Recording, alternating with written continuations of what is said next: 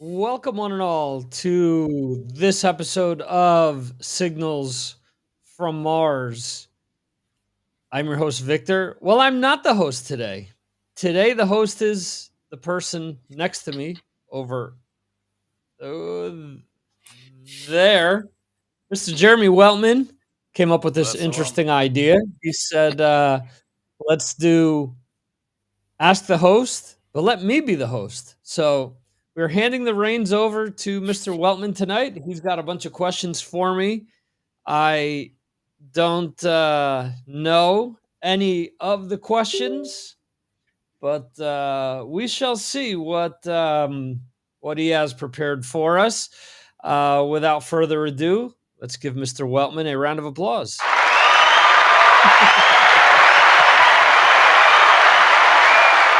All right. Enough of that. Let's get on with the show here. All right, Jeremy.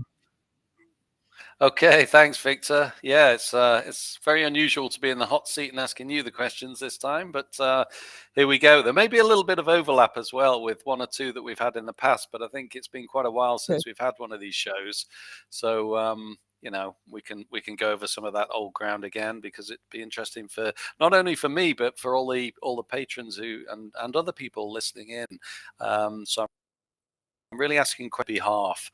So I just wanted you to, first of all, just tell me a little bit about when and why you started Signals from Mars, and how long has it been actually going now? Okay.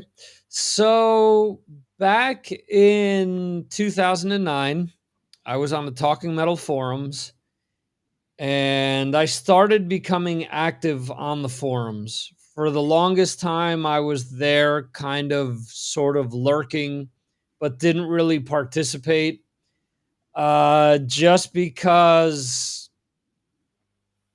I just had a kind of a dumb attitude and thought, oh, what do these guys know about music? What do they know better than this person or that person? They're trying to be like Eddie Trunk or whatever. It was just stupid on my behalf.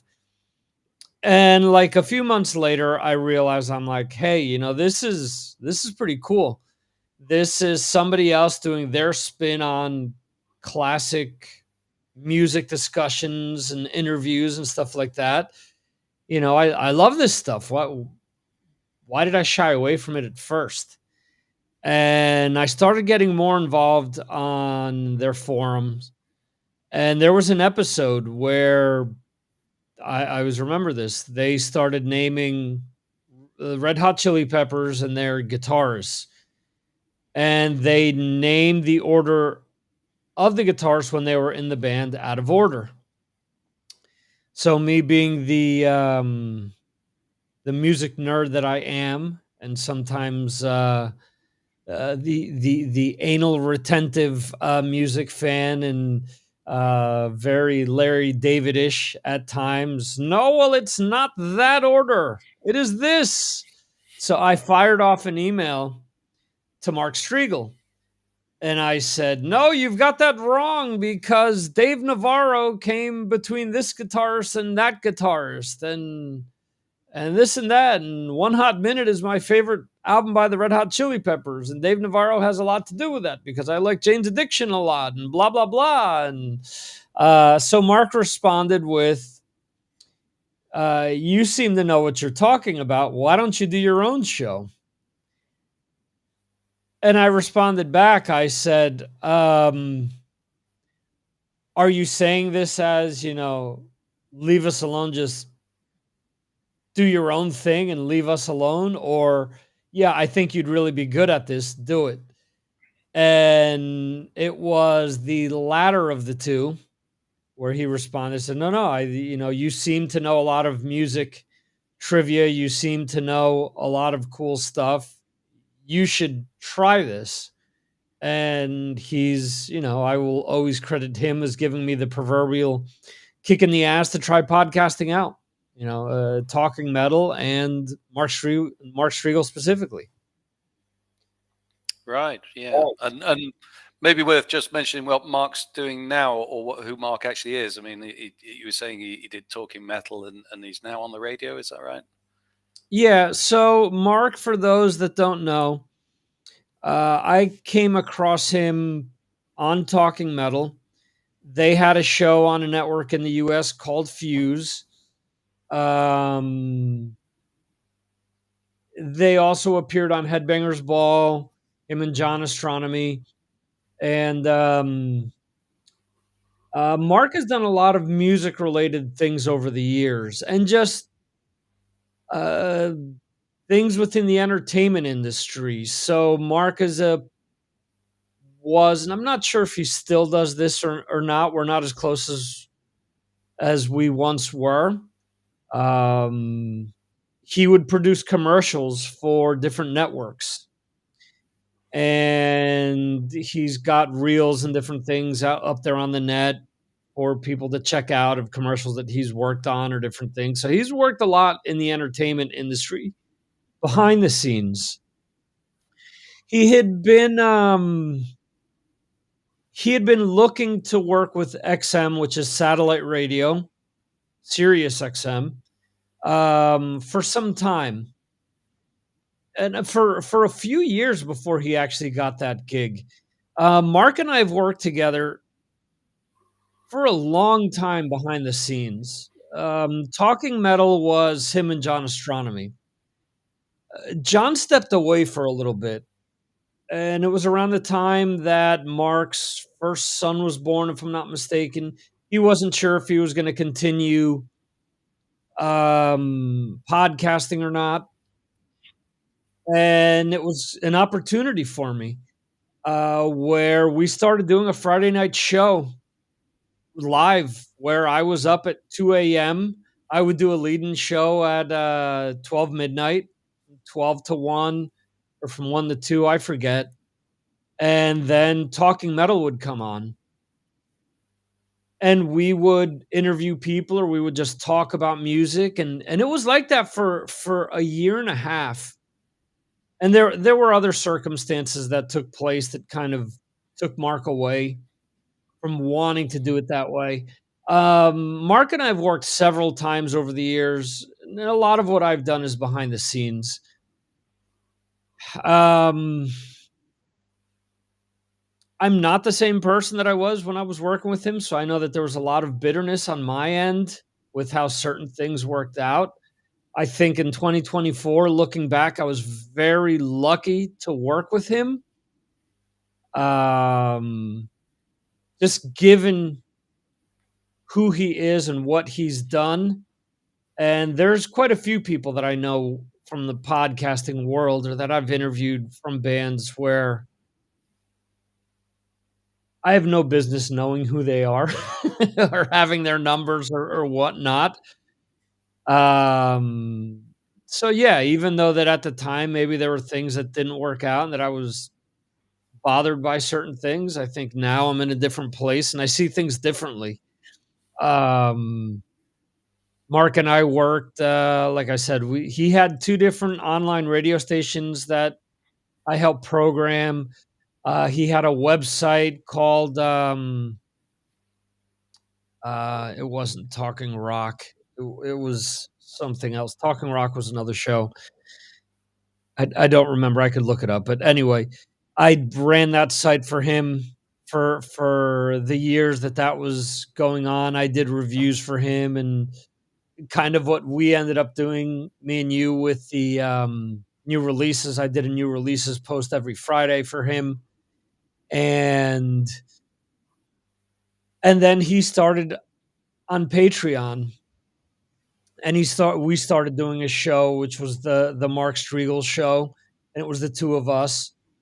And then he asked me to do the recap show, which is essentially me recapping the last month of Talking Metal and just pulling out interesting points and throwing in my opinion on them. And those were exclusive to his Patreon. They were cool.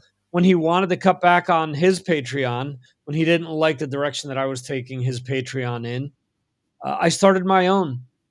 Mostly because I believe in spreading the word of new music, newer bands, older bands releasing stuff. Everything that me and you do on a monthly basis, and what I do on Patreon all the time. There's so many bands that just don't get exposure in different places, and I think that over the years there have been a few households where I've caused issues with people forking over money for new vinyl or CDs or whatnot because they've discovered stuff that I've posted.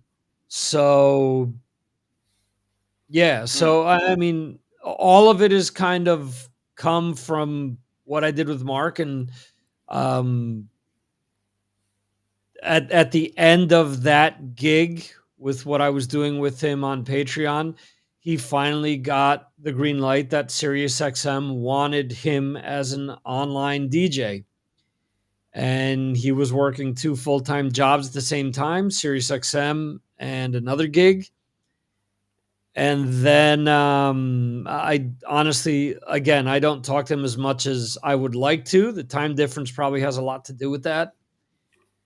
But but yeah, I mean, Talking Metal and Mark have just the name, just the magnitude of what that carries. It's helped open a lot of doors over the years. He's always wanted that job at SiriusXM, so I'm happy that he's happy with that. That he's in a good place now, and that it's opened up a ton of doors for him as well. So yeah, so he's, mm.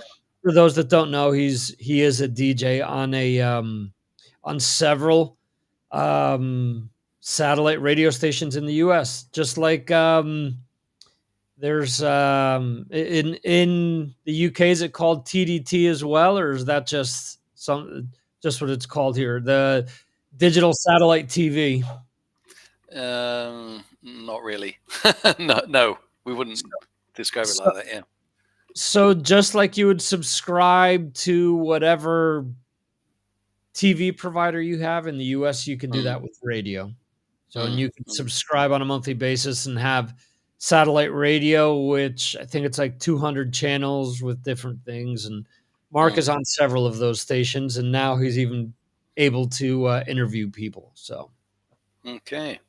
Okay. Well, coming back to your stuff, your Signals from Mars. I mean, you've interviewed, as you kind of pointed to, them many sort of up and coming rockers, some established acts. You've introduced us to a lot of music, as you clearly mentioned just then. Can you recall maybe one or two of your favorite interviews? The really fun ones that you've done over the years. so there's a few. Instantly, I mean, patrons have heard my very first interview ever with Dee Snider, which was when I was 19 and at college radio. And I sound a lot more like Mickey Mouse than anything else. And he was And in Twisted Sister at the time, was he? no, he was starting out with Widowmaker. It was the first Oh, Widowmaker right. Okay. album. Okay. And the way that I finagled my way into that interview was that the usual interviewer of the station was not there that day. She was out sick. So someone else was going to interview him. And I said, well, how much Twisted Sister stuff do you actually know to ask him? And they said, oh, well, I don't know that much, but I've interviewed a few people. I said, well, I think you really want to have somebody who really knows the band, likes the band, because it gives an extra kind of, it takes the interview to another level. And I said, did you know that they played, in New Jersey before that they were big? And did you know this? And did you know that? And oh no, obviously you should do this interview. And I lied with a lot of the stuff because I just wanted the opportunity. I wasn't the hugest Twisted Sister fan, but I knew the magnitude of what it was to speak to a Dee Snider. There's still a magnitude behind it. I've never interviewed him again. I'd love to do it again. Um, but and it was funny because when we were done with the interview, Dee Snider says to me, do you have a show on the station? I said, no, I just sort albums and put them back on the shelves for now. And he says, you will now. And the next day I was given my own show. So obviously that's memorable. Signals from Mars. I didn't answer your previous question. I've been doing this It started out as Mars Attacks in September of 2009. And favorite interviews. John Bush is beyond great. He's probably my favorite person to talk to. Joey Vera from Armored Saint as well, a close second. Bob Nalbandian was always great to me, always had great stories. Sadly, he's passed away. Eric Kluber has always been a great interview. Him and John Bush have been the two people that I've interviewed the most over the years. Trying to think of others that, being able to speak to Charlie Benante was great for me. Speaking to Gene Hoglan for almost 6 hours was beyond ridiculously good. Speaking to Blitz from Overkill. There's a lot. There's others where people, they're not as big names, but I mentioned Eric, for example. Drew Fortier is another one. Dan Lorenzo's another one where they're not the biggest names in the world, but there's a certain vibe, there's a certain rapport that I have with them that I can make chicken salad out of chicken shit with them. They're good conversationalists as is, where even if I go into the interview without any questions whatsoever, I'll get a decent conversation out of them. And, I'll hope for 20 minutes maybe, and most of them are closer to 50 than they are 20. So, I love speaking to you guys. I love speaking to the patrons because it's one of the appeals of doing it. And it's funny because I haven't interviewed anyone this year, and we're almost at the halfway point of 2024. I can't even remember the last person I interviewed, but I don't feel the need to do it. I want to do it, but it isn't one of these things where like, damn, I need to do it. No, because a lot of times I speak to you guys, and to me, it's therapeutic. It's speaking to friends. It's talking about things that are on our mind about music, and it's one of the most important parts of listening to music is sharing it with other people, sharing what works, what doesn't work, what band is clearly out of their mind, and saying that, this album is by far our best because it sold the most, when you're saying, for God's sakes, there's no way. The only person that could think that is the person that co-wrote that album, and not the people that were in the band before you joined the band. I'm sure you know who I'm alluding to. Yeah, that kind of leads into my next question, really. I sort of wanted to know a little bit more about what have been the nightmare interviews, the really worst ones that you've done. Yeah. Okay. So I've had a few. Robert Fleischman, former lead singer of Journey and Vinnie Vincent Invasion. Interviewed him, the first person that I knew of at the time, in kind of the circles of between Decibel Geek and other shows that I was familiar or friendly with at the time, that had convinced Robert to do an interview. And I had 13 questions ready. 7 were Vinnie Vincent Invasion questions, because I'm a huge fan of those first few Vinnie albums. And it turns out that as I'm asking the questions, he says, I asked one, and he says something to the extent of, yeah, I had a great experience, and that's all I'm going to talk to you about Vinnie Vincent Invasion. I'm like, we're 10 minutes in. There's really nothing else to talk about with you. He had a new band that really never took off. It was a cool band, but it kind of never didn't go anywhere. And as we're wrapping things up, he says, well, I wrote the end theme song to SpongeBob SquarePants. It's really not metal, but it's brought me a lot of money. I'm like, oh wow, that's pretty cool. Every time that I watch out with my kids now, I can say, hey, I interviewed the guy that wrote this. Um, so yeah, and then like a month later, Chris from Decibel Geek interviews him, and he was completely pissed off at Vinny, and he it was a 180. He gave them everything that I would have loved to have. Um, who else? I've mentioned some of these.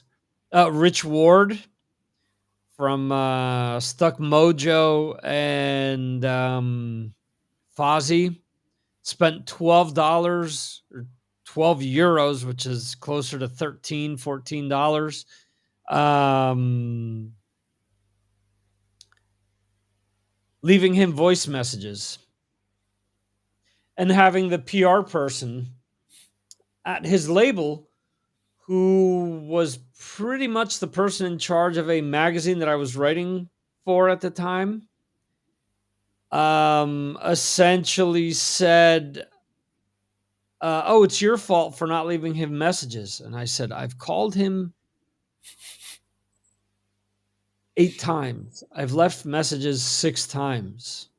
If he's not picking up by now, it's nothing I'm doing. Oh, well, you're going to have to keep calling. And I said, no, I'm not going to keep calling, because proper business etiquette, if you're screening your calls or whatever, you know somebody's scheduled to call the person back, send them a message, do whatever. But no, never ended up happening. Spoke to Mark Tremonti. Recording software did not work. Wolf Hoffman, same thing. Mark Tremonti was even worse, because there was somebody from the label listening in on the conversation, which sometimes happens with bigger name artists.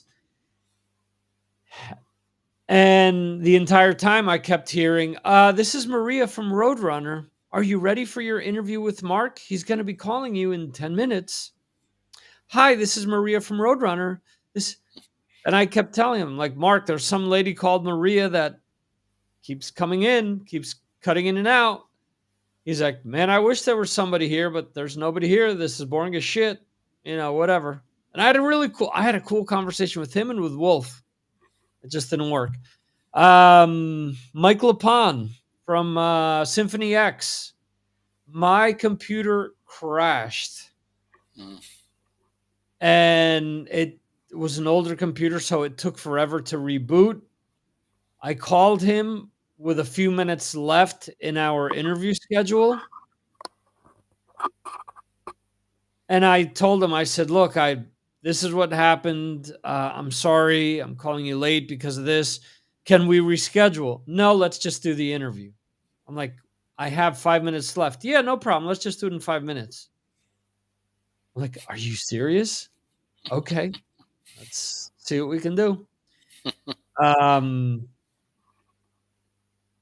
Richard Christie, best known now for the Howard Stern Show, calling him at 2 a.m.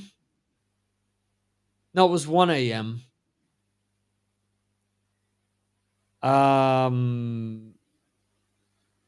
He picks up 10 minutes late because he was doing another interview. 10 minutes in, he says, oh, I got to go. I got somebody calling me from the UK. It's important. I said, dude, I'm calling you from Spain. I'm an hour ahead of the UK, so I'm 6 hours ahead of you. It is whatever, 1 a.m. or whatever time it was. Yeah, no, I got to go. Like, what the fuck? Stephen Piercy was a nightmare. Was Rex he a rat? Brown. Yeah, Stephen Piercy from Rat. Was he a rat? Oh, I finally got him to do the interview, but I had to call him like 4 times.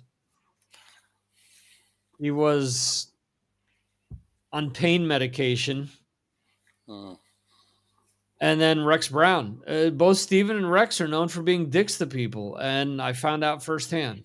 So those are the more nightmarish ones, where people are just jerks. it sucks. Most people aren't. Most people are cordial and nice, but Hmm. the So, technical issues suck.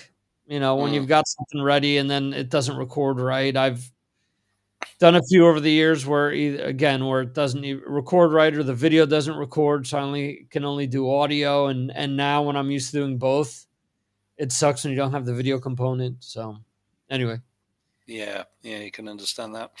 I mean, if everybody was cordial and nice, and you could interview absolutely anyone in the world of rock and metal, who would it be? I mean, Lars just Ulrich. pick one or two. Yeah.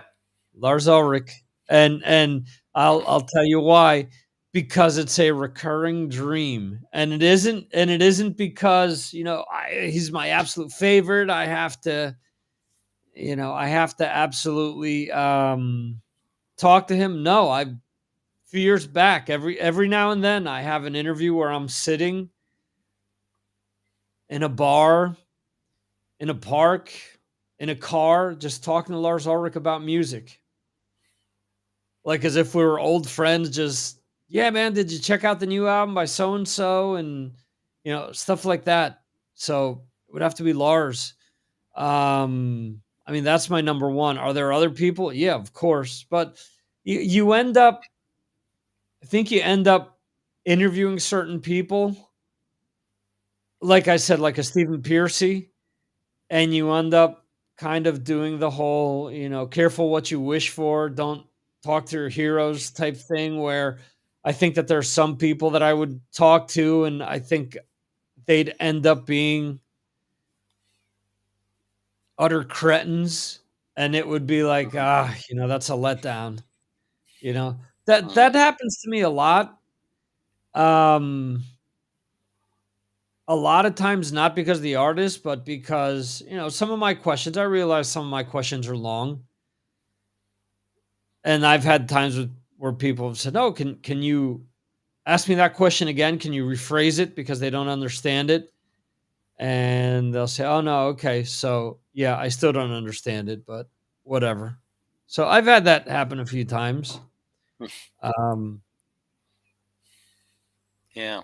yeah. Um, well, I suppose one of the artists you don't want to interview might be Michael Schenker, because you'll only ever ask him one question and then he'll talk for an exact Mhm. hour. Yeah. Well, all I'll have to say is, "So how's your brother Rudolph?" And then done. We've got an hour's worth of material. That's it. That's it. Yeah. I mean, this sort of leads in a little bit to your favorite bands and solo artists. I mean, obviously you mentioned Lars, and I know you like Metallica, but can you just sort of name a few of your real favorites, why you like them, and what sort of got you into them from the start? Um, I mean, my top 5 bands of all time, and this has fluctuated over the years, but I mean, Kiss has steadily been up there. First band that I listened to when I was 4 years old.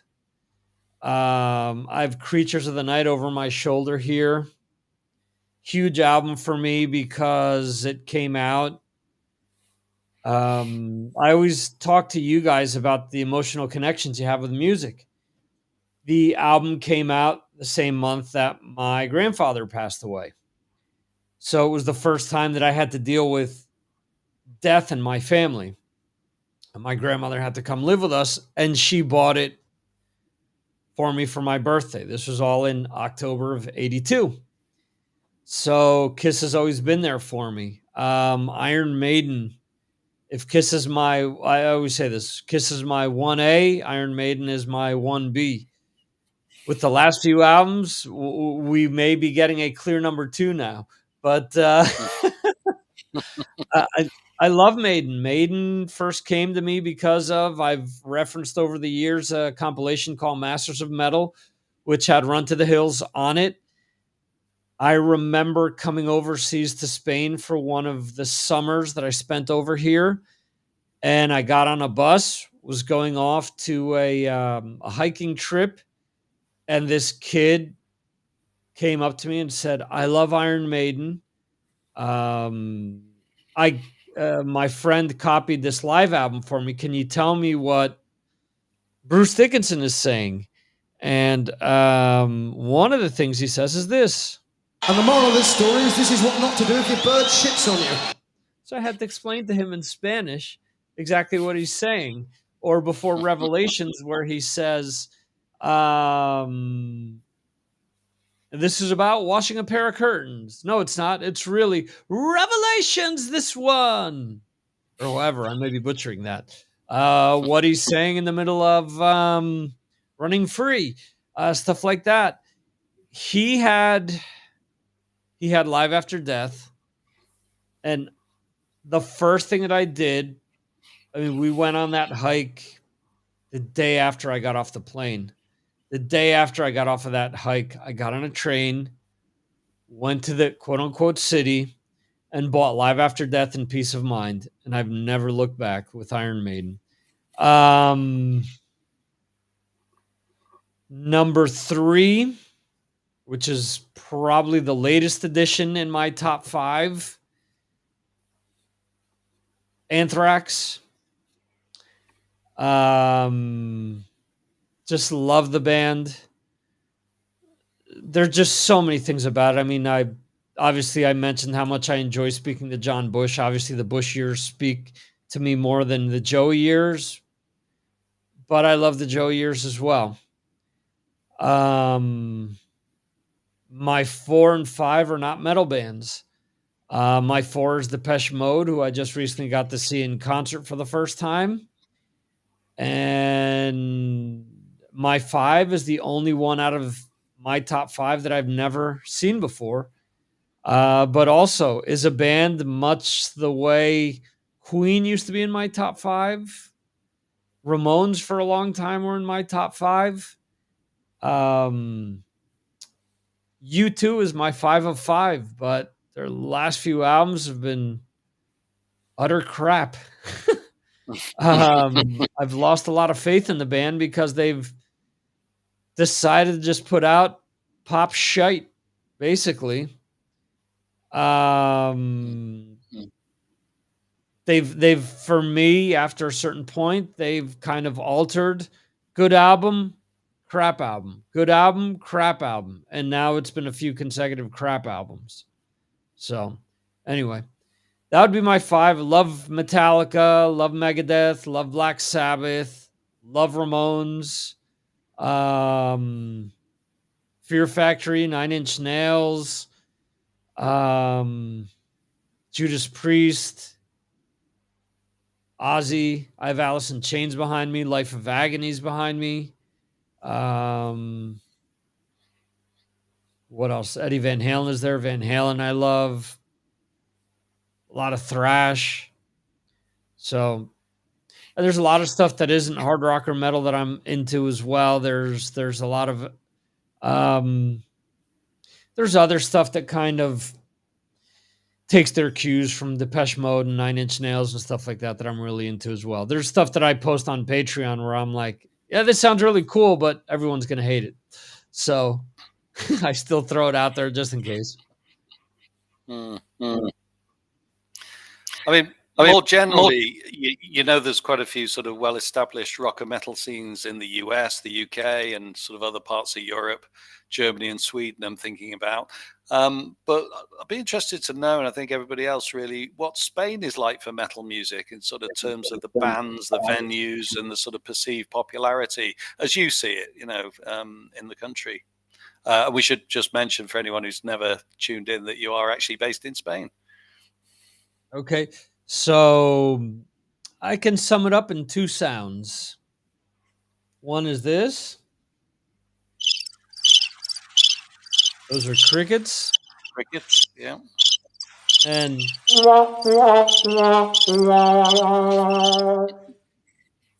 Spain is not a rock-based music country. That's not to say that there aren't passionate fans here. It's just that the general public just doesn't listen to it.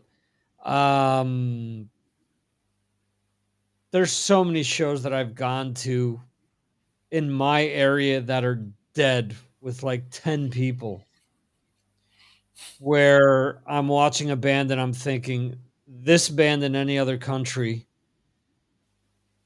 would be playing to 200 people at least, where the pub or small theater they're playing at should be packed to the rafters. But unfortunately, they're products of their environment. They were born here in Spain. They will die here in Spain. And because of the audience or the lack of intelligent music listeners, no one knows who they are. Angela Sapatrida, for example, have registered a number one album in Spain, several top 10 albums, but that's few and far between. Like I said, it's not a rock music country, and you can see it with the Eurovision entries. You see how many countries now are starting to incorporate like more rock based acts. Where we see it on Patreon, where I'll post stuff, and so, like Anthony Mackie, a lot of times will say, "Oh, this is a Eurovision band," because they've got like a certain like poppy type feel to them, and they just don't get it here. They just keep pumping out Eurovision songs that have some flamenco guitar, some type of dancey beat, and it ended up dead last year. It will continue to be dead last because they just don't fucking get it that outside of this country, hardly anyone listens to that garbage. And I like all types of music, but the shit they present to Eurovision is garbage. And like I said, Bilbao, for example, which is about 45 minutes away, it's a stronghold for rock music, for metal music. All of the Basque Country for the most part, but we're 45 minutes away. We're not. We're definitely not. We've had bands like Soulfly and Sepultura and Brutal Truth and others of that ilk play here. Y&T play here, and the places will be nowhere near being full. And you think, why is this happening? They bring these bands here. There's a lot of different things. The culture isn't there. The music related culture and the promoters just do a shit job of promoting a lot of these shows. So it isn't Field of Dreams. Just because you build it, it doesn't necessarily mean that they will come. So okay. You mentioned just a minute ago about the videos that get posted up, and obviously they get shown in your Patreon group, and you put up a few sort of each week or each day, or even for us to sort of watch. So there seems to be a lot of new music out, as we know, a lot from the older, more established acts, but also from all the sort of newer bands as well. So I just really wanted to get a small impression from you, really, of what you think of the music scene generally in our sort of world, the rock and metal world, now, as in comparison to when you maybe started Signals from Mars. Any sort of changes you've noticed over that time? yeah, I mean, there have been fads that have come and gone. Some things that have become more regular. There are sites that have come and gone. That's probably the biggest hit with regards to that. There's a lot of stuff that's come back around as well, where I think there have always been bands doing like retro thrash and retro heavy metal. We've always had Scandinavian bands still doing 80s style hard rock. So there's always been certain styles that have always been there, even though things have maybe shifted back and forth.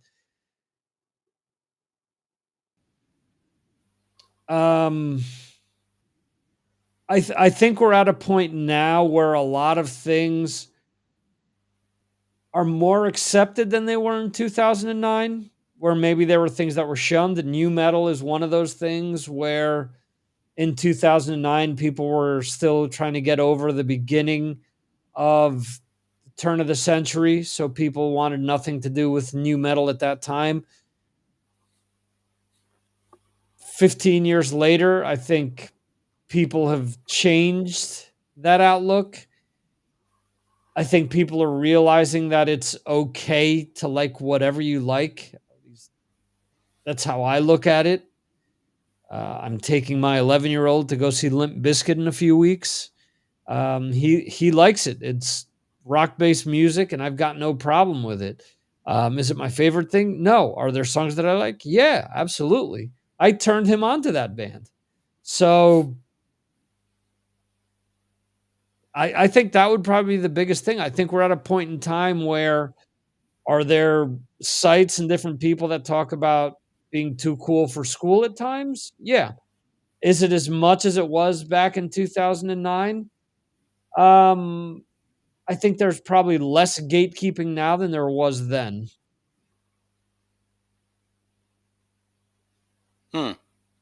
Okay. So just finally, and I will get on to just a few quick fire questions as well at the end, if I may. But Sure. just finally, I wanted to know what your sort of plans are for Signals from Mars. Do you envisage interviews coming back a little bit? Because you mentioned you've not done any this year. Yeah. And where can everyone sort of catch everything that you do? We're obviously, they're familiar with this now. They're watching this or they're hearing it as you've posted it out. But anything else, a website, other things that you might be doing? Yeah. Okay. So the best place is signalsfrommars.com. Unfortunately, due to Meta's new changes, it's a royal pain in the ass to post videos to Facebook now to have them go out live. If you strictly want to just follow the videos, I would say go to YouTube or Twitch or even Twitter or X. Because Facebook has all of a sudden become unfriendly with third-party apps. That's a whole other discussion. But if you go to signalsfrommars.com, you've got links to everywhere where you can follow the show. You've got links to merch, similar to what Jeremy and I are wearing today. Got the Signals from Mars hoodie on. And he's got the baseball cap. Signalsfrommars.com is the easiest place to stay connected and find out what's going on. Interviews, I want to do more. I keep saying this, this is a transitional year. This is, I'm trying to figure things out, but I feel like I've been doing that for 2 years now. For those that follow me on Patreon know that basketball has become a big part of my life. So trying to squeeze things in and trying to keep everyone happy is a priority. It doesn't always work out the way that I want it to, unfortunately. And I do thank everyone for their patience with regards to that. I do want to do more interviews. I will be in the States in a few weeks, and I'm trying to line up some in-person interviews. I'm trying to figure out what that's going to look like, how I'm going to record those. Will they just be audio? Will they be audio and video? I could be, it's possible that I might be getting a tattoo and interview the tattoo artist as he's working on me with regards to music. So we'll see. That's one of the ideas that's out there. Kind of a happy coincidence is that I was speaking to a few different people about getting some work done. And one of the persons that I spoke to, Chris Vaglio, who I used to do Galaxy of Geeks with, another podcast, he has a whole sleeve that's dedicated to Star Wars. So I asked him where he got it done, and he said, "Oh, well, you should speak to John Costco. And he works out of Pure Ink Tattoo Studios, which is close to where I'm going to be staying, where my folks live. And so I asked again, Dan Lorenzo, who I've had on the show several times, because he's not an artist, but he works in tattooing supplies. And I said, hey, who do you recommend in North Jersey? And he mentioned two places that are fairly close. And I said, oh, because my friend recommended John Costco. He goes, oh, you mean John Costco, who sung on the last two Patriarchs of Black albums? So that's a possibility that I'll be interviewing him and talking about. My idea there is to talk about tattoo culture and music, how the two tie together, because I think that there's definitely an overlap there, and would be neat to speak to someone about it. So we'll see. And yeah, my intention is always to do more, but unfortunately, 24 hours a day, sometimes I get to the end of the day and say, shit, I wanted to do this and I just didn't have the time to do it. So you heard it all first here, folks. So that's good. Thanks a lot for letting me ask you questions tonight for the first time. I really enjoyed it. But before we go, I've just got a few quick fire questions, so you can just answer them very, very quickly. Get the listeners to get to know you just a little bit more. Okay. First one, Anthrax or Metallica? Anthrax. Depeche Mode or Def Leppard? 2024 Depeche Mode. Okay. Small gigs or festivals?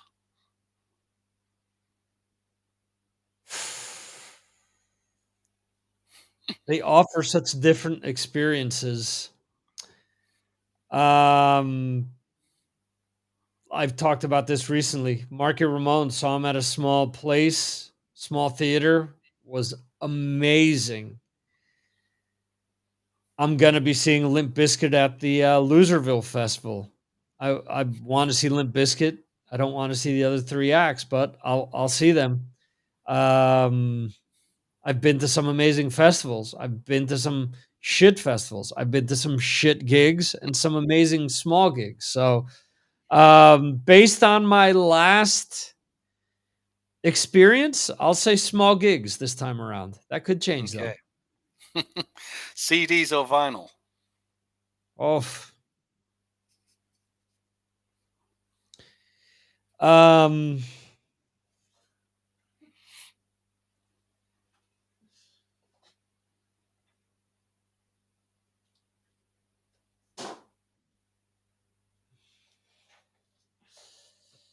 CD and vinyl. Okay, we'll accept it. And why not? People collect both, so, as you have there, so that's fine. Guitar or drums?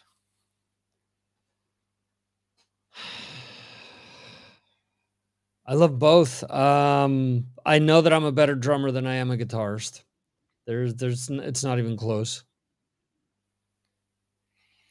They're still fun to play both. They're both very relaxing. They're both things that I need to do more of. Okay. A souvenir ticket stub or a souvenir lanyard? I have both. This is a both again. Yeah. Cause it's funny because where I work out, I have ticket stubs and I have lanyards from shows that I've gone to interview people. And I don't have all the ticket stubs that I wish I had because I kind of didn't become the dopey collector that I am until I kind of moved away from home. But anyway, I'll go with lanyards because I have all my lanyards. I don't have all my ticket stubs. Okay. New Jersey or New York?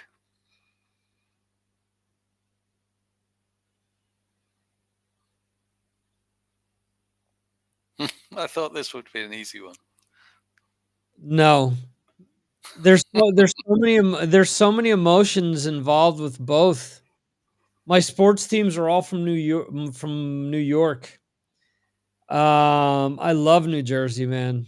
When people talk about an inferiority complex, I've never felt it. I've never really cared. I don't know that I've spoken about this at length on the show, but I've gotten several tattoos in the last few months. One of them is a New Jersey-based tattoo. It has the year I was born. It has a varsity letter D to represent Dover, the town that I was born and grew up in. And under that, it has the zip code. I am so proud of the town that I grew up in. I know that a lot of people look at it as a negative in negative ways. I've grown up with that around me, but I'm very thankful that I grew up in an environment which was Americana, a melting pot of different nations, of different cultures. And it's helped me become an accepting person, I think. I'm so proud of that town. So if I have to go either one, I mean, I have to go with New Jersey because it's where I've spent much more time. Okay. Last few, basketball or soccer? Basketball in 2024. Qatar World Cup ruined football for me. Seeing how that World Cup was gifted to Leo Messi, to the owner of PSG, to make sure that Messi and Mbappe were both in the finals, and that I said it for years that that football or soccer is the most manipulated sport in the world. We used to talk about boxing being that way as a kid. I think the World Cup last year made it so apparent that it's football or soccer. And it's ruined it for me. And not to say that we could talk about our Mike Jones, who's celebrating a birthday today on the day that we're recording this. He turned me on to a podcast that's about referees fixing basketball games. So, yeah, money screws up a lot of things. But at this point in time, because I work with basketball on such a basic and lower level, and I focus more on the local game than I do pro game, I would say basketball. Okay. Penultimate one, death metal or black metal? Black metal. Okay. There's black metal. There are bands like Satyricon that I really like. There's some Cradle of Filth stuff that I really like as well. There are some death metal bands that I do enjoy, but a great Satyricon song gets stuck in my head and it'll be in a playlist and being played continuously for a very long time. Okay. And finally, this one kind of explains all the others, and I'll give you just a few seconds afterwards just to explain this last one yourself. Because you'll know what I mean. A burger or a pizza? Oh.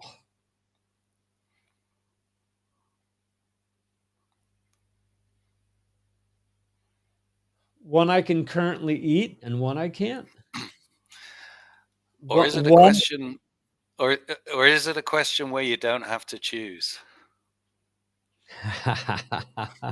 You flipped my theory on me. Again, I'm at a place right now where I'm looking forward to my pending trip, and I'm looking at having some pizza for the first time in 14 years. So that's what came to mind. But yes, as a big mouth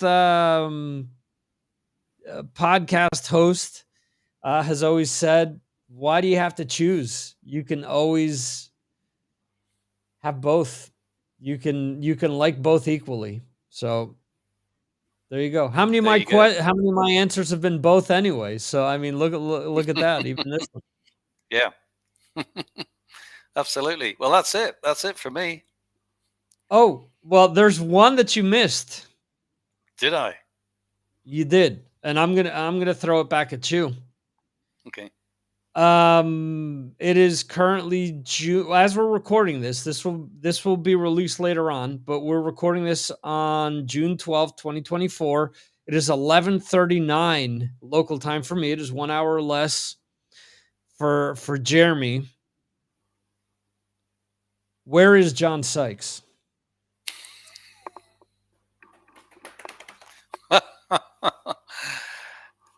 I couldn't ask the question because there's no answer. There's no answer. There you go. There's no answer.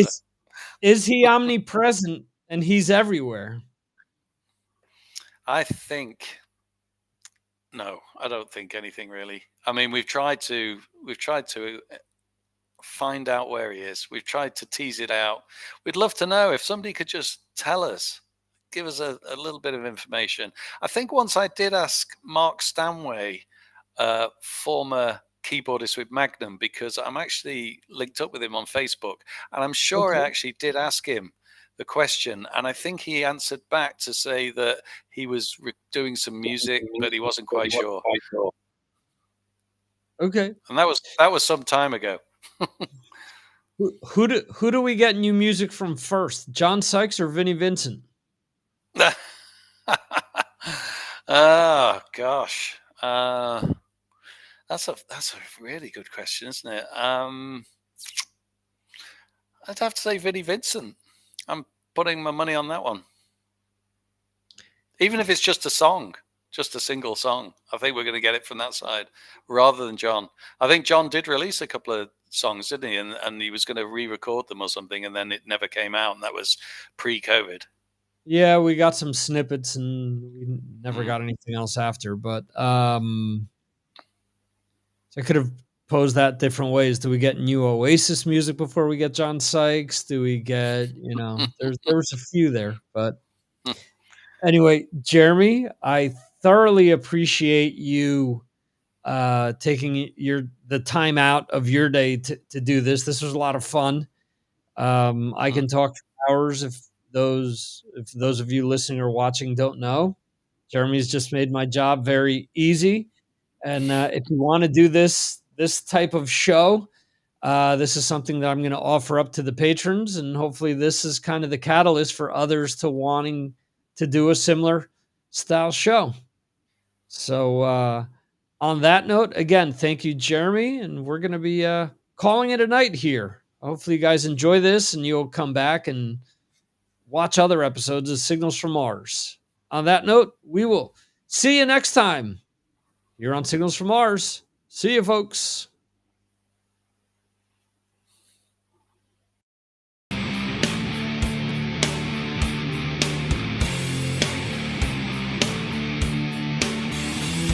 Thank you for watching the Signals from Mars live stream. You can watch the show live on YouTube, Facebook, Twitter, and Twitch, or check out replays on YouTube. Go to signalsfrommars.com for more information. This concludes our show.